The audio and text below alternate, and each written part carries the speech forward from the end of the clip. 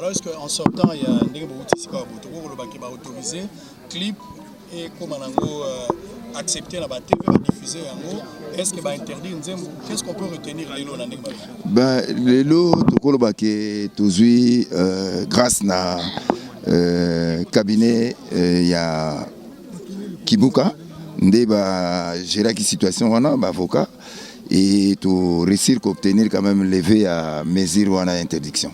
Donc désormais ba nzembo eko les gars na télévision eko les gars na radio. Clip eko les gars na télévision eko les gars na radio. Et na enfin. Non, on a banzi ba lever mesure donc c'est quoi. Correcteur News TV, Awande correction, il y a ba news tout. Donc Awande on assure quoi. Suivez Correcteur News TV.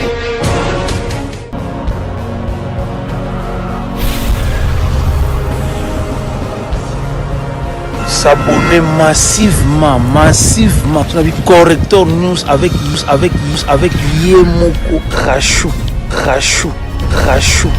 la caramel. Check, c'est pas pareil.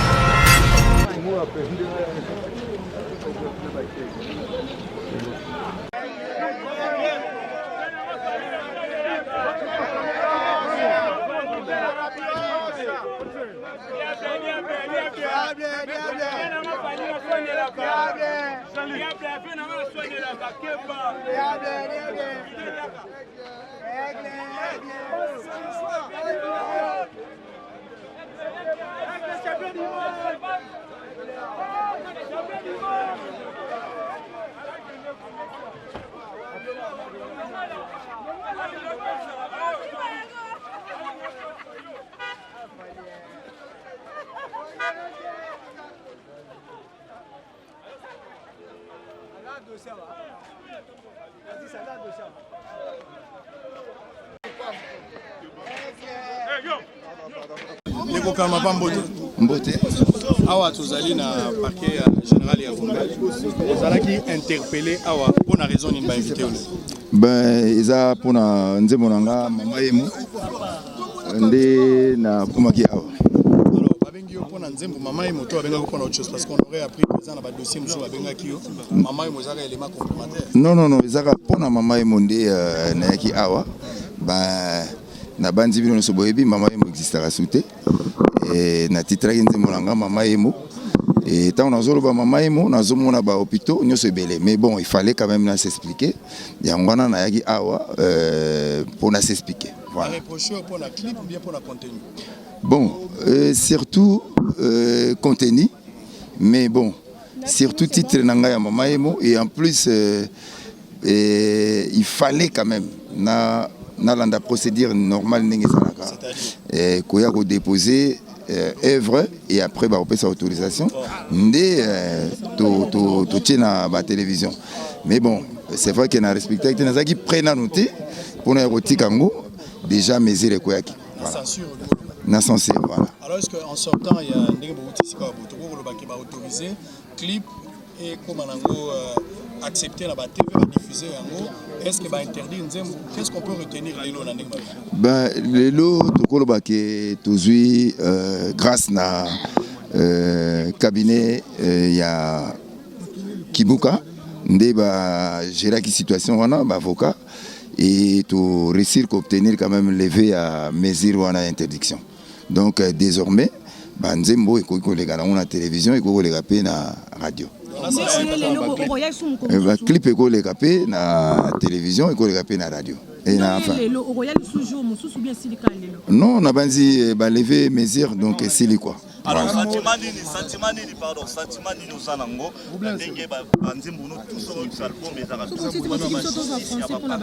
sentiment ni nous anango car ma pambala si me fait ce courage on sale le boye ou bien oyemba ka bolingonde boyemba. Non bon nga ce qui inspiration est ou yaka ndé yaka ce qui s'est retrouvé awa ils étaient parce que na linga kia ils étaient inspiration on a embaki mama mo peut-être lobi to so la mo mulai na ba chaîne na bino mais tel que ce qu'on a zalaki awa ils a parce que surtout na zalaki prêté pour na respecter qui procédure normalité ça dit na zalaki prêté et nzembo déjà ils zalaki na YouTube et ndeme il comme menga awa il fallait. Je peux le compléter. Est-ce que soutien il y a l'artiste Zali Babengisaki biso awa ezali commission nationale ya censure. Babengisaki artiste Karmapa parce que à monaki chanson na mama et mozaki frappé na interdit. Ba diffuser en côté, ba rendre en peu publicité. Alors biso cabinet tokomaki procureur général Oyo Azali présent à la commission a invité qui artiste. L'artiste a été corrigé un avocat général, c'est vrai, à promotion a commis AG. Bayo qui artiste na PV va poser deux principales questions. Première question Zali pour Nanini Aponi ko intitulé chanson na Mama Emo. Ezali ko jeté plutôt discrédit na kombo ya hôpital à monene oyo toyebio babengaka hôpital général de référence à Kinshasa.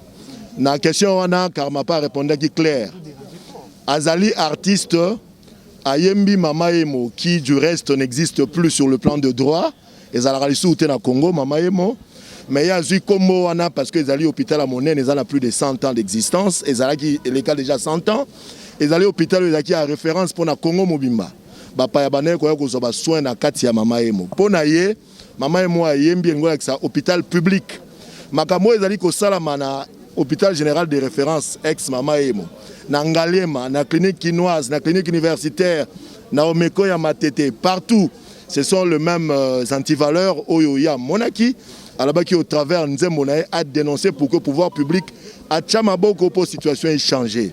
De l'autre côté, ils sont au téléma, tu habites dans la minute de Kolanda, wapi, ce qui est condition, tout ça dit qu'on vivre dans l'hôpital et Zali, kakanenge Zali, wana et Zali que moteur a quoi y a na facilité à Koufa. Deuxième question, Batuni Karmapa, pour Nanini, à respecter qui, que dirais-je, procédure T, avant de rendre chanson au public, ce qui est commis, il faut qu'il y ait une commission de censure. Il y a lobby na question wana que makambo salami na tango ya confinement mais lorsque il y a commis prêt il y a moni décision et précédé kutu ou y a démarche et à régulariser à fouti ba amende lelo ba pesi biso décision ya levé à mesure donc nangonga oyo chanson ya Karmapa clip na ye ekoleka ndenge lingi aza sous interdité to lingi to ebisa na ba komaki ko spéculer que ce n'est pas un dossier politique. Les alliés artistes, il faut répondre à ma cambo oumibeko lobby, à ça réfractaire plutôt, à y répondre à celui-ci si quoi a commis Maboko Pembe, à continuer mon sanaï.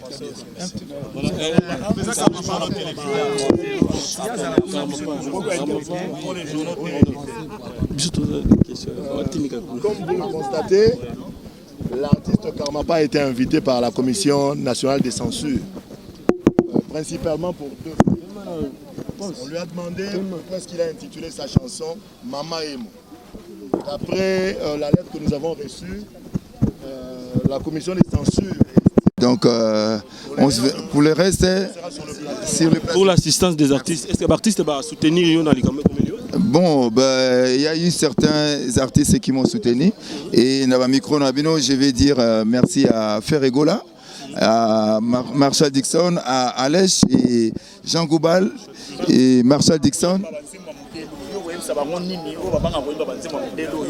Non, mais moi je pense qu'il est grand temps que Arnabiso peut servir pour le développement du pays. Non,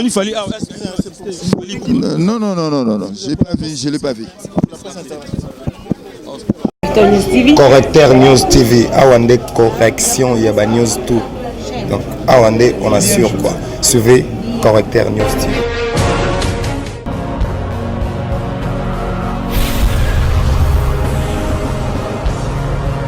S'abonner massivement. Correcteur News avec Yemoko Rachou, la caramel. Check, c'est pas pareil.